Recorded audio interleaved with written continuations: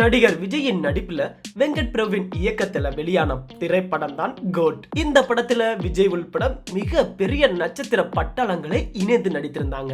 விஜய் மற்றும் வெங்கட் பிரபு முதல் முறையாக கூட்டணி அமைத்த இந்த படம் செப்டம்பர் 5ஆம் தேதி திரையில வெளியானது. விஜயின் முந்தைய திரைப்படமான லியோ அளவிற்கு இந்த படத்திற்கு எதிர்பார்ப்பு இல்லை என சொல்லலாம். அதுதான் இந்த படத்திற்கு சாதகமாகவும் அமைந்தது.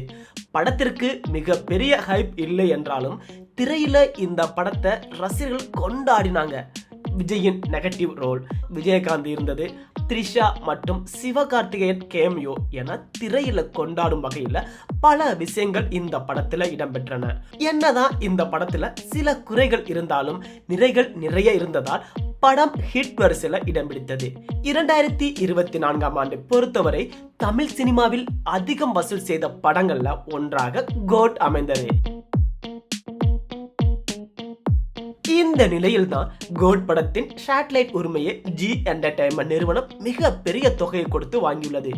இதன் காரணமாக பொங்கல் பண்டிகைக்கு முன்னதாகவே ஜனவரி 12ஆம் தேதி ஜி தமிழ்ல கோட் முதல் முறையாக ஒளிபரப்பப்பட்டது. இதற்கான டிஆர்பி ரேட்டிங் தற்போது வெளிவந்திருக்கிறது.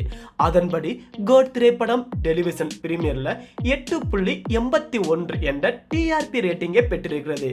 பொதுவாக விஜயின் படங்கள் டிவியில ஒளிபரப்பப்படும் போது டிஆர்பியில மிக பெரிய சாதனைகள் படைக்கும்.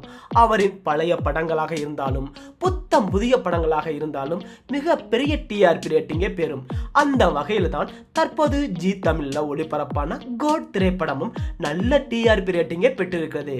இந்த விவரம் வெளியான பிறகு விஜய் ரசிகர்கள் இதனை கொண்டாடிட்டு வராங்க. திரையில எப்படி வசூலை குவித்து மிக பெரிய வெற்றியை கோட் பதிவு செய்ததோ அதே போல டிவியிலும் இந்த படம் சாதனை படுத்திருக்கிறது என்பது குறிப்பிடத்தக்கது. இந்த நிலையில தளபதி 69 படத்தின் ஃபர்ஸ்ட் லுக் போஸ்டரும் வெளிவந்திருக்கிறது. படத்திற்கு ஜனநாயகன் என பெயரும் சூட்டியிருக்கிறாங்க.